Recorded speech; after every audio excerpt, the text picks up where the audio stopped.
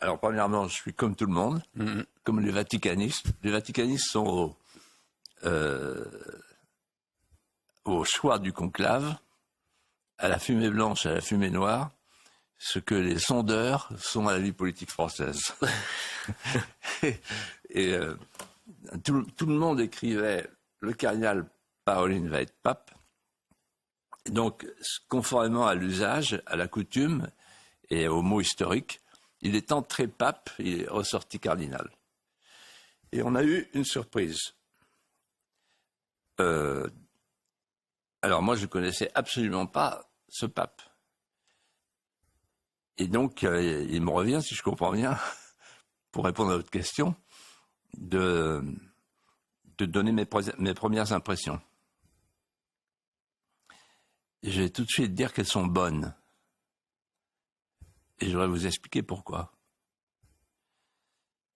Quand on voit arriver le pape dans la loggia, c'est le même exercice, c'est la même disposition. On cherche à décrypter les traits, le voyage des traits sur le visage, le langage du corps.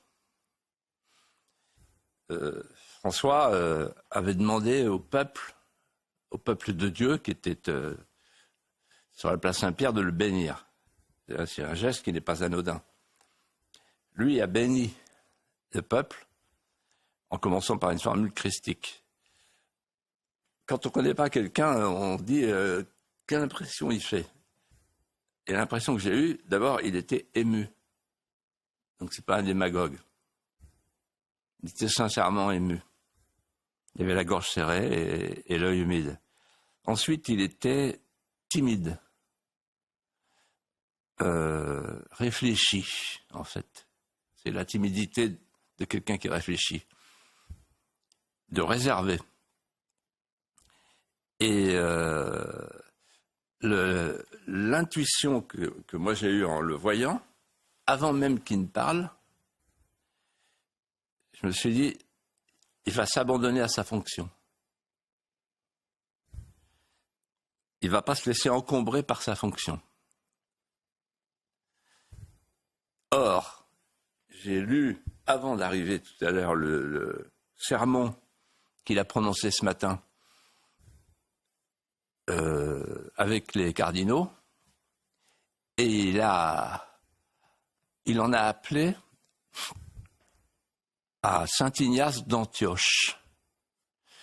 Il a évoqué la lettre aux Romains de saint Ignace d'Antioche, dans laquelle saint Ignace d'Antioche, prisonnier des Romains, leur dit « ça n'a pas d'importance, il faut que je m'identifie au Christ, je vais donc être remis aux bêtes sauvages, il ne restera rien de mon corps ». Et il prend cette phrase pour dire « ma mission en tant qu'évêque de l'Église universelle, c'est de m'abandonner à ma fonction et je vous demande en fait d'en faire autant ».